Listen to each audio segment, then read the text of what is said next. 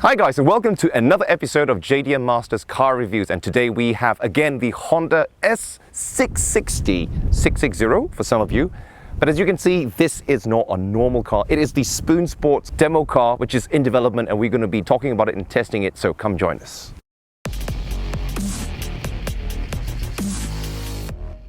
The Honda S660 is a real JDM sports car. Now, it may be a little bit tiny, as you can see. Check out our previous video over here.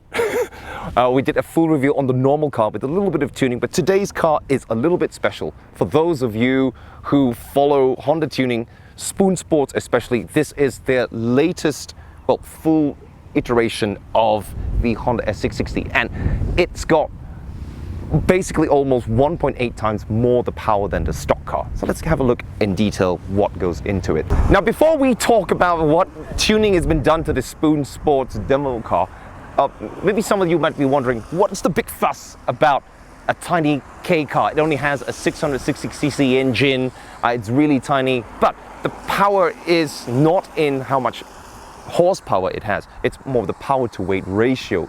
And as you can see, Kei cars in Japan are within a certain restricted dimensions. So it has to be less than 4 meters in length and less than 1.6 meters in width. And it must have a small engine, which is only limited to 660 cc's. It could be a 3-cylinder or a 4-cylinder, but most makers these days go for a 3-cylinder. So those are the dimensions of Kei car. What's interesting in Japan is that within this category, okay, so let's do a little backstory. Kei cars were invented after the war as a cheap means of transportation for the masses. Honda's first Kei car, in fact, one of the first vehicles that they made for 4 wheels after having great success in motorcycles, was a 360cc engine pickup truck and a small little hatchback, which they then developed later on into the famous S500, which is the actual grandfather of this car.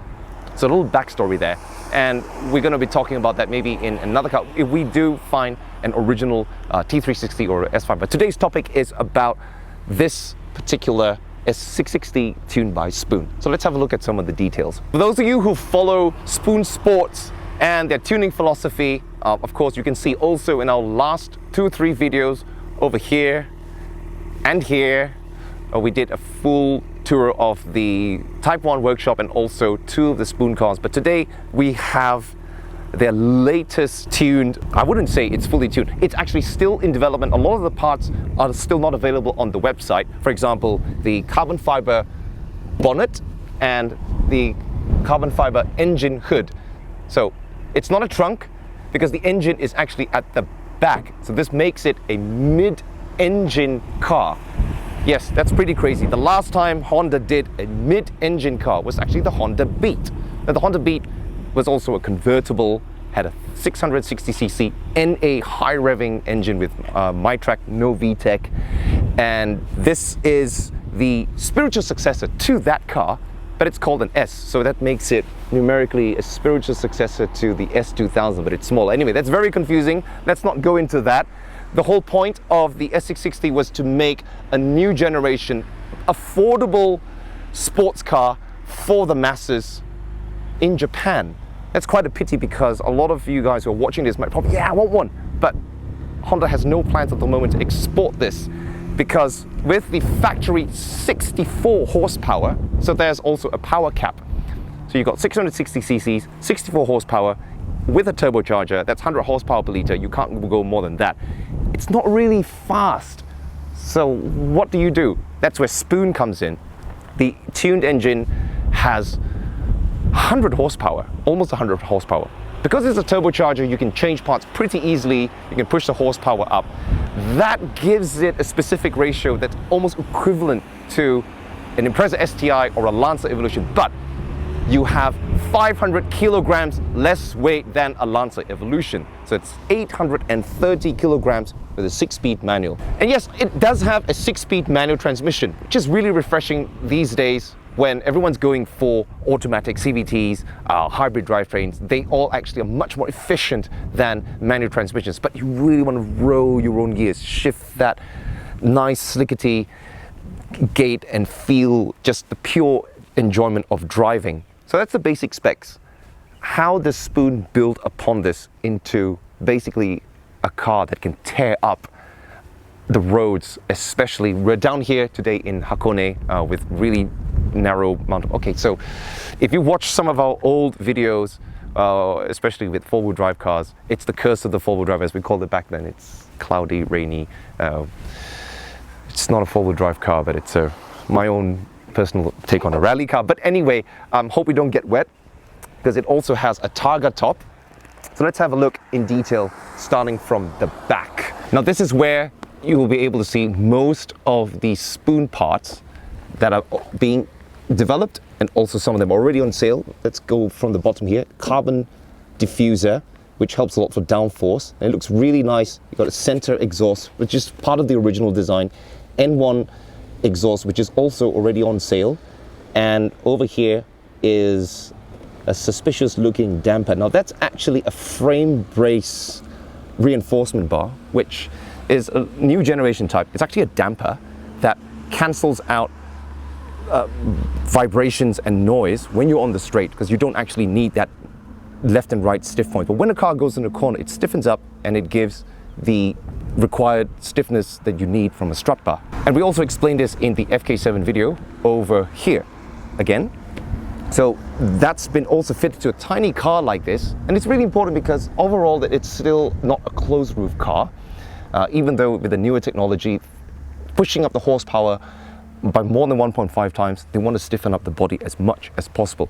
But this is a really neat and very well designed carbon fiber diffuser. In fact, it looks like it could have come up from a racing parts option. And this is what Spoon is about. They're not just a tuner. The principle of Spoon is to develop aftermarket parts that uses quality OEM style manufacturing processes. In fact, they work a lot with the part suppliers of Honda, and they develop parts for the Honda cars, which is aftermarket. Around to the side here, you can see the SW388, the Spoon's iconic wheels.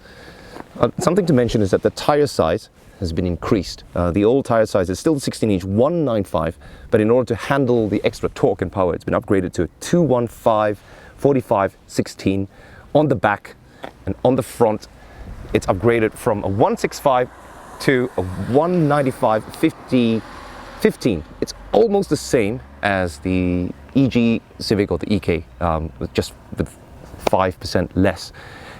4-port aluminum calipers, which you probably will see a lot in Spoon demo cars, but this is something new. It's been developed especially for the S660. It's a monoblock caliper aluminum. So the weight savings from the calipers, from these extremely lightweight wheels, carbon fiber parts, but also offset by a couple of other dampers and strut bars, that would still probably, I guess, make it less by 20 kilograms. And 20 kilograms in a car that weighs basically nothing. It's same maybe as a old generation in a Lotus Elise, which has 120 horsepower. In fact, a little story about this. The original development pushed this engine to 120 horsepower, but that was a bit too much. So they brought it down to 95 for reliability. So driving it around, as you can see in our test video.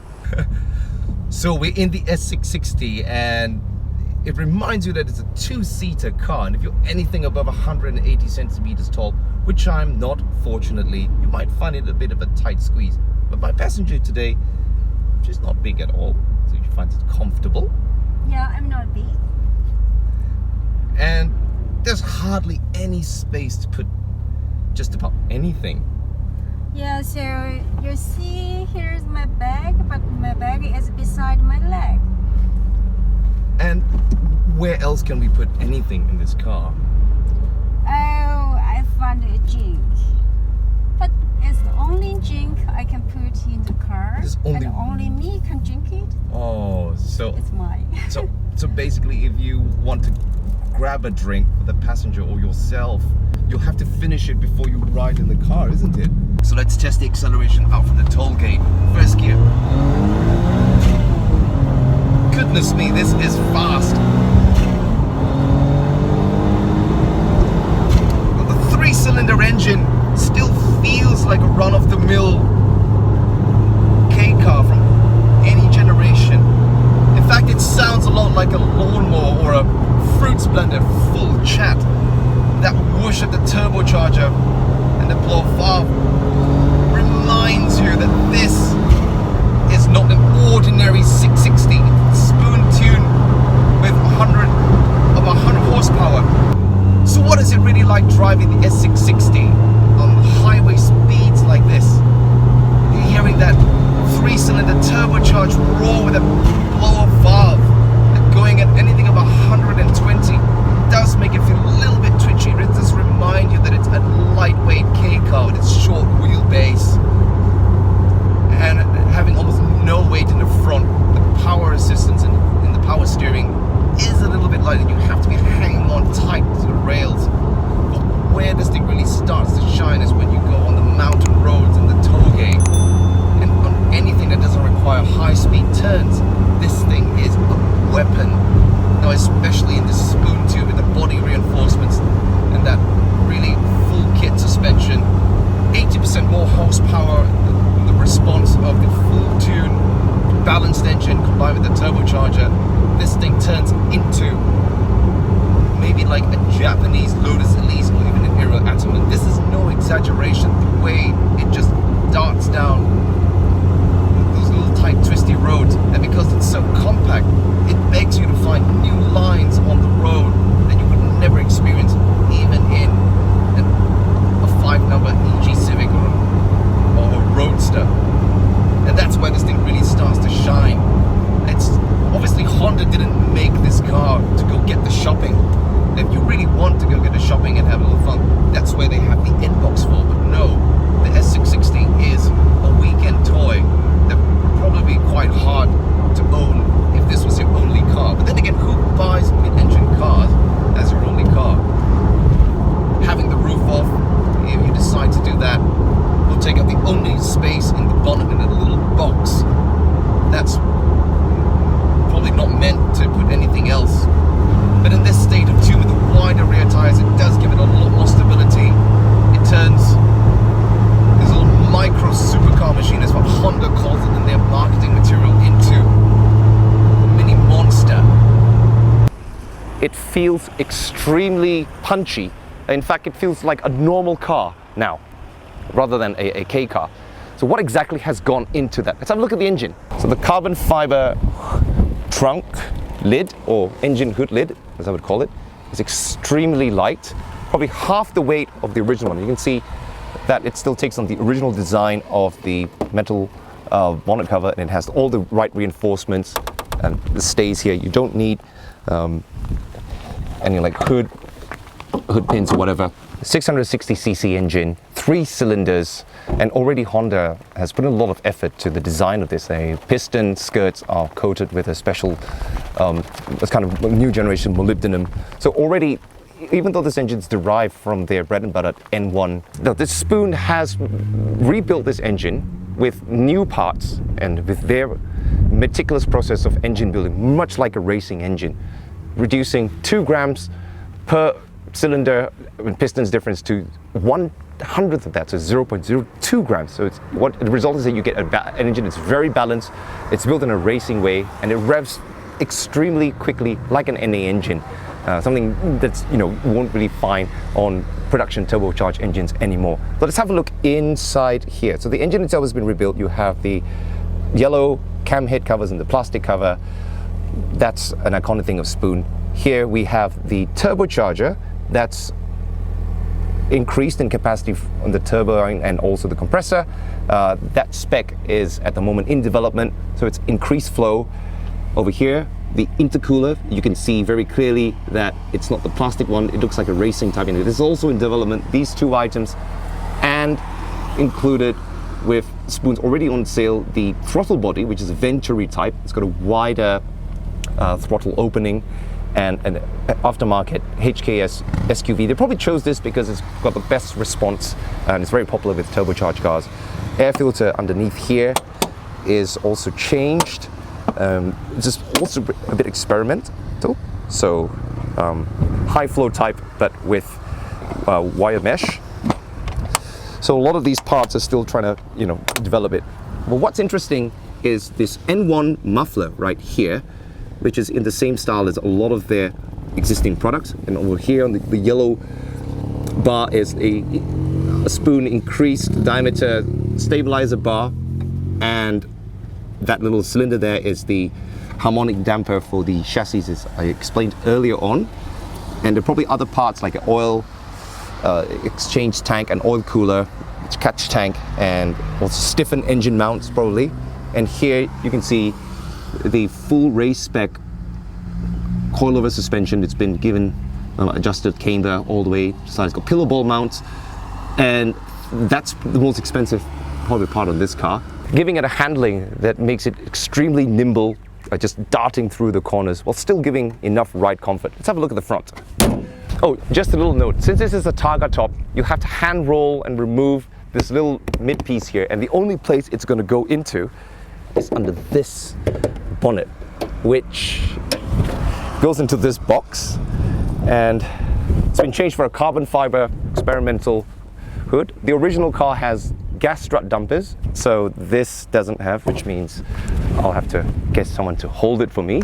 Can I ask my lovely assistant to help me? Thanks, Elise. It's light enough. You'll be fine. No. So do you see this box here? This is where the roof goes into. And once you put that in there, there's absolutely no chance for you to put any shopping. Tire repair kit, little jack. This strut bar is not standard, it's an experimental one, which is, in addition to the stock one, already has a strut bar that goes to the front firewall.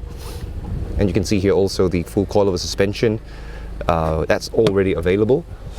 And I'm not sure if you can see underneath or inside. We'll probably have to go under. This is the most interesting part of the car. Let's go underneath, if you can see. Somewhere under there is the stiffening plate, very compatible with the standard car's underfloor plate. So I want to show you important chassis stiffening items. It's called a steering stiff plate, and as you can see here, it's made from a 3-piece steel plate. And how they manufacture this is the same way as car manufacturers do them. It's pressed by 800-ton press, and it fits nicely to secure and stiffen up the steering rack mechanism. And that also contributes to give the car a much more highly response feel. The second one here is the stiff front plate. As you can see in this picture, it goes in replacement for the stock underbody bracing. And the reason why this is a little bit smarter than aftermarket bars is because it's thin, but it has the same stiffening ability as the normal aftermarket bars. And there's even more. There's the rear stiff plate, which secures the rear section. And because this is an open car, these parts actually help a lot to give it a more closed roof kind of feel. So these are the things that you don't see but are very important in contributing to the handling. There are also other little bits and pieces that in total come up to about 1.5 million yen. The ECU was also in development, and that helps to give a massive power increase. It's clearly listed over here. Kilowatts and power, 64 horsepower, 6,000 RPM, and 10 kgf of torque at 2,600 RPM. That's pretty low. Now that will be equivalent to an NA engine that gives, of a 1 liter engine that gives about the same amount of torque. Now with the spoon modifications, what do we have? An increase to 90 horsepower. Of course, this car has a little bit more further ECU tuning, 95 horsepower, and a very important torque increase to 14 kilograms at a higher 3,000 RPM. But of course, this makes the power band right in the middle. And this is where, when driving it, really feels like a regular car with a 1.6 liter engine. In fact, I would compare it against my Civic Type R EK9, which has a 1.6 liter engine. On the straight, going up hills, it feels pretty much the same. I would say maybe at the lower gears, this is actually faster with a higher response. So as a result, you're getting all that tuning that turns a Kei car with a tiny engine into pretty much something that will be really enjoyable on a small track and not to mention also on the togeys up here. Now, is this tuning worth it for such a little tiny car like this? That's up to you to decide. The problem is that there are not many JDM cars these days that can give so much of value for money per power. You have the ND Roadster, which you can buy new, the 86 or the BRZ, and within that price category, Honda doesn't have anything else until they do come up, hopefully with the next S2000. This is the most affordable fun package car that you can buy at the moment. So with even half of the tuning menu that's into this car, you could have 1.5 times more of the fun. And well, we at JDM Masters, we're really loving it. In fact, I'm personally enjoying this quite a lot. It's such a, this could be my new Togo weapon. Would you consider this in the future?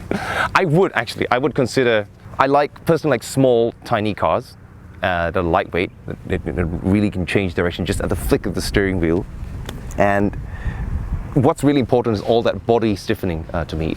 Even if I don't have 100 horsepower, dealing with maybe even 70 is good enough actually.